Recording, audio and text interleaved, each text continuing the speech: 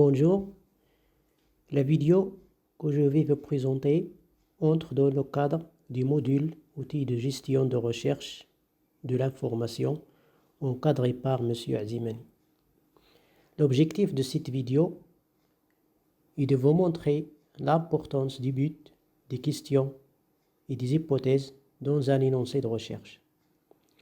Je suis chargé de faire ce travail sur le chapitre 10 qui vient juste après la formulation du cadre de la recherche.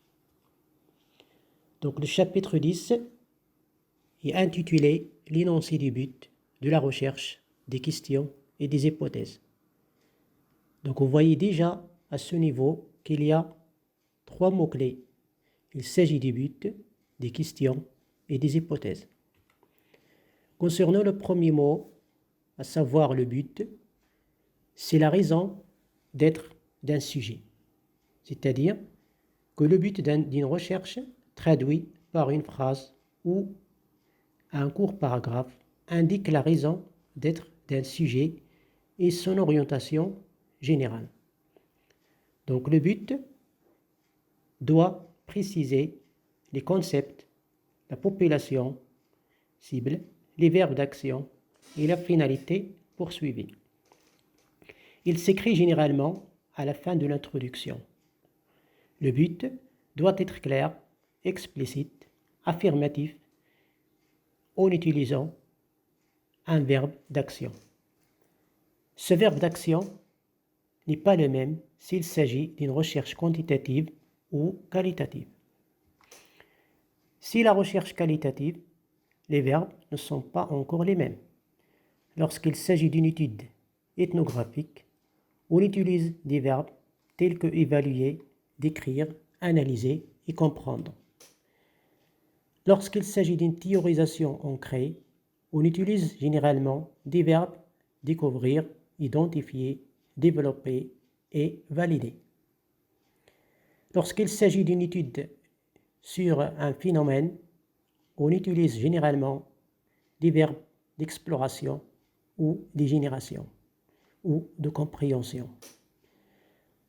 Quant à l'étude de cas, généralement, on utilise des verbes d'écrire et comprendre. S'il s'agit d'une recherche quantitative, les verbes les plus utilisés sont décrire, explorer, vérifier, prédire et contrôler. Voilà ce qui concerne le premier point, le premier mot-clé, but. Passons maintenant au deuxième point, à savoir les questions. Donc les questions qu'on trouve dans un énoncé de recherche découlent, bien sûr, comme j'ai déjà dit, du but. Ces questions indiquent l'information recherchée. Il y a trois types de questions. Des questions d'exploration des phénomènes, des questions d'exploration corrélationnelle et des questions descriptives des concepts et de population cible. Passons maintenant au troisième mot-clé, à savoir les hypothèses. L'hypothèse se caractérise par le fait qu'ils doivent être clairs, plausibles et vérifiables. La nature des hypothèses.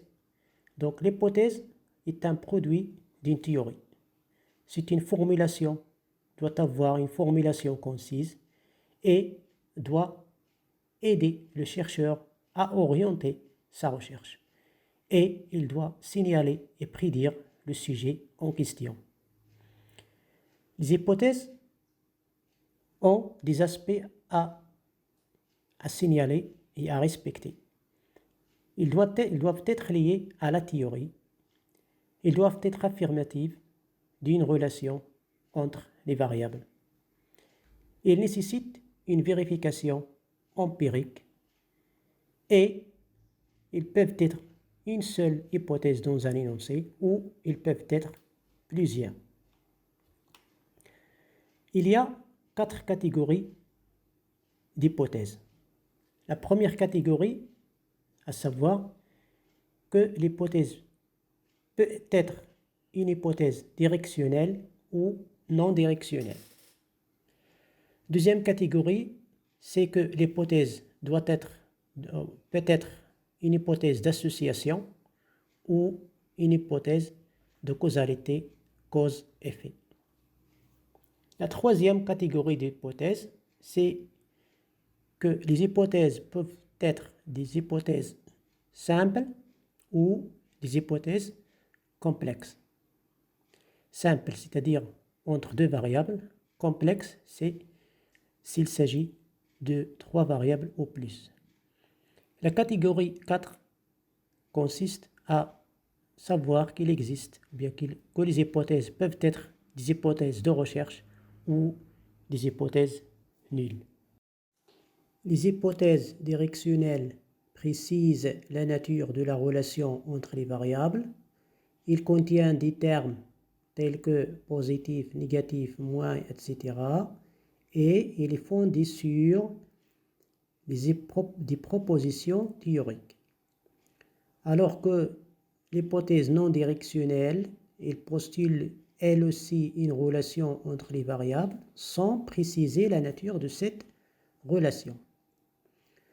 Pour les hypothèses d'association, il postule l'existence d'une relation entre les variables, mais cette relation est simultanée, c'est-à-dire que les deux variables se modifient soit positivement, soit négativement.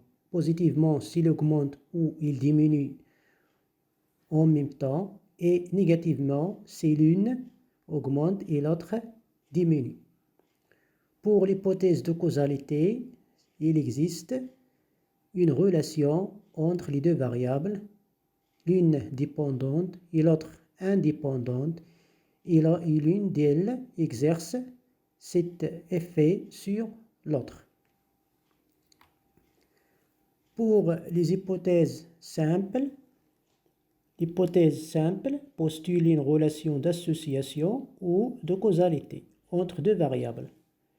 L'hypothèse simple d'association affirme que la variable est liée à une autre dans une population. Et l'hypothèse simple de causalité affirme la relation entre une variable indépendante et une variable dépendante. Pour l'hypothèse complexe, ou dit aussi une variable, une hypothèse multivariée, l'association, il peut être une hypothèse d'association ou de causalité, mais la différence entre l'hypothèse complexe et l'hypothèse simple, c'est qu'il y a pour l'hypothèse complexe 3 variables au lieu de 2.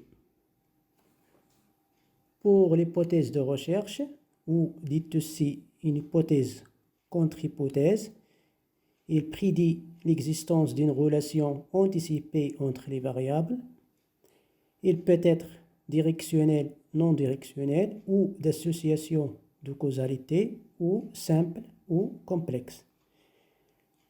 Pour l'hypothèse nulle, ou dite aussi hypothèse statistique, il postule, il s'appuie sur un postulat statistique et il suppose l'absence d'une relation entre les variables et l'absence de la différence entre ces variables.